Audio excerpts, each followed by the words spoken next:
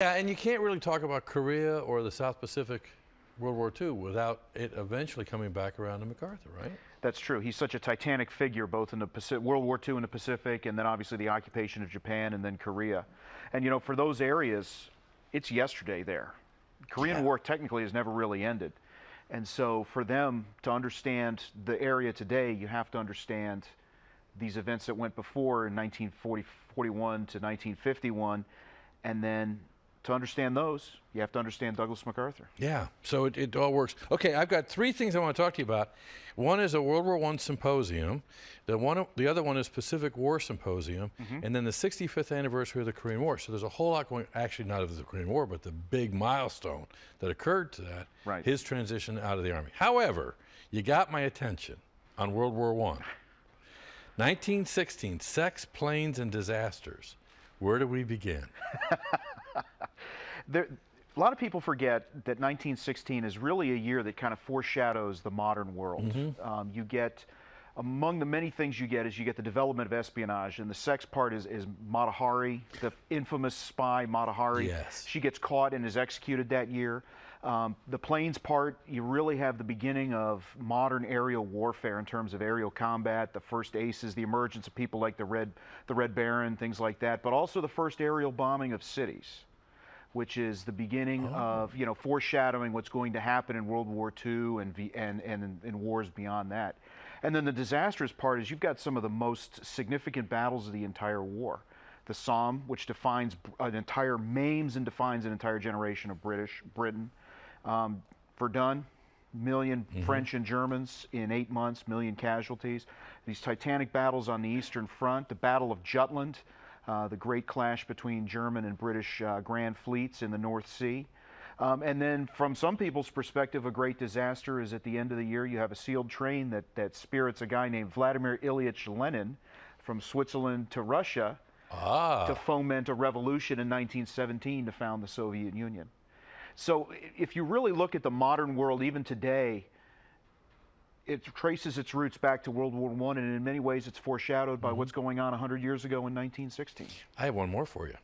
I know Sure. it's on your radar screen. Sure. But a year later, in 1917, what happened? Well, the United States comes in And the April 6th. And the Navy base is put right here in Norfolk. That's right. So they're getting rid of their. There is a Navy involved in some of this too. Oh, yes. Okay, I just absolutely. thought I'd double check. Speaking of the Navy, let's talk about the Pacific War Symposium. We're bringing in, on the 23rd of July, it's free and open to the public, and we're bringing in several scholars to look at the Pacific War. The Pacific War, which is the 75th anniversary of the bombing of Pearl Harbor, is this coming December. And the Pacific War really, even though the United States gets into the Pacific War and is involved in the Pacific longer than it is fighting Germany, people tend to forget the war that occurred off the west coast of the United States. And so we're really trying to shine the spotlight on that. And we've got some speakers that are coming in talking about MacArthur's fighting in New Guinea, for example, as he's trying to return to the Philippines. We've got a couple of scholars talking about aspects of the war in the Philippines, which at the time still was a U.S. territory. It didn't get its independence until 1946. And then we're premiering a film, the U.S. premiere of a film called Unsurrendered 2, which has won awards in Asia.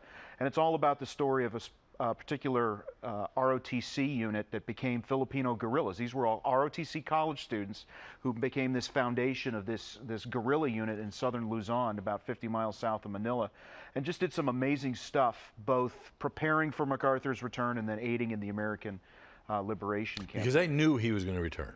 They knew. I mean, it was. When MacArthur said, "I shall return" in March of 1942, Filipinos took it as gospel.